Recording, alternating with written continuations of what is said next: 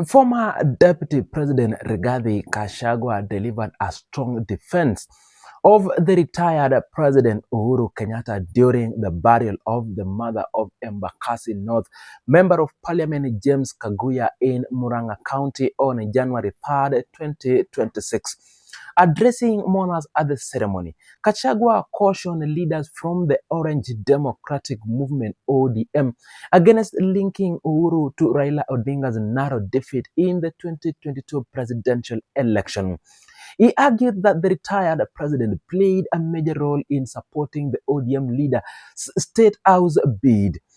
Gachagua recounted that Uhuru committed himself fully to Raila's campaign, particularly in the Mount Kenya region, which had historically rejected Raila's candidature. He noted that despite the region's political history, Uhuru managed to mobilize a significant backing for Raila, enabling him to secure votes in numbers that had not been seen in previous elections. According to Gachagua, these results demonstrated the level of commitment Uhuru invested in the opposition leader's campaign efforts. He emphasized that Raila's loss by an established or estimated margin of about 200,000 votes could not be attributed to Uhuru. Instead, he insisted that the outcomes reflected low turnout in Raila's stronghold. Gachagua maintained that regions traditionally aligned to ODM, including Nyanza and parts of Western Kenya, did not turn out in sufficient large numbers to deliver the votes required to secure victory. He underlined voters' apathy in the areas as the decisive factor in determining the final results. During his remarks, Gachagua asserted that Raila would have secured victory had ODM supporters in key regions participated fully in the election. He referred to specific counties within Nyanza region where turnout numbered failed to match expectation.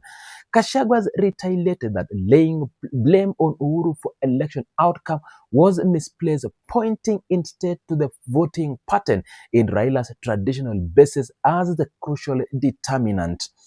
At the funeral, Gachagua delivered a message directly addressing ODM leaders who have recently criticized Uhuru.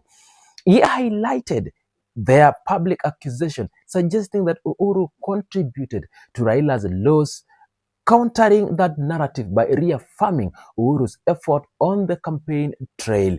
Gachagua questioned the logic behind blaming someone who, in his view, had given exceptional support to a candidate running in an area where he historically struggled to gain traction. Gachagua turned his attention to what he described as a growing culture of political scapegoating. He describes or criticized both ODM politicians and allies of President William Ruto for encouraging or tolerating negative statements against the retired president. He lamented that despite Uhuru withdrawal from active politics, some groups continue to invoke his name in political disputes and confrontation. He argued that Uhuru accomplished what had previously been considered unimaginable by influencing approximately 1 million voters in the Mount Kenya region to back Raila. Gachagua stressed that such an achievement was without precedent and served as an evidence of the former president's dedication. He insisted that leaders across the political divide should acknowledge and respect Uhuru's contribution rather than attacking him publicly. Gachagua also addressed President Ruto's allies, recalling that the president had once portrayed Uhuru as the source of Kenya's political and economical challenges. He questioned why some leaders continue to direct harsh criticism at Uhuru even after exiting the political stage.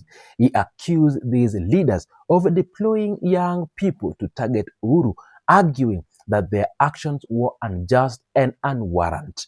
He urged ODM members and Ruto allies to understand that the difficulties they face could not be attributed to the retired president.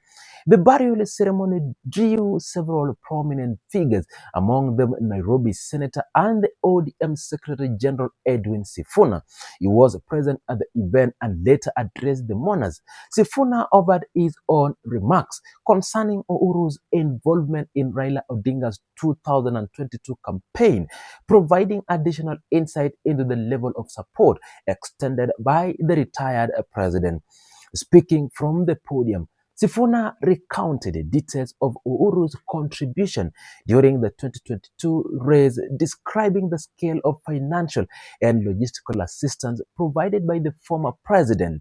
He told the gathering that Uhuru's backing was instrumental in strengthening the campaign's operation, especially in the Mount Kenya region, where ODM had historically recorded weak performance. Sifuna has linked Raila's improved results in the area to the extensive support Uhuru provided.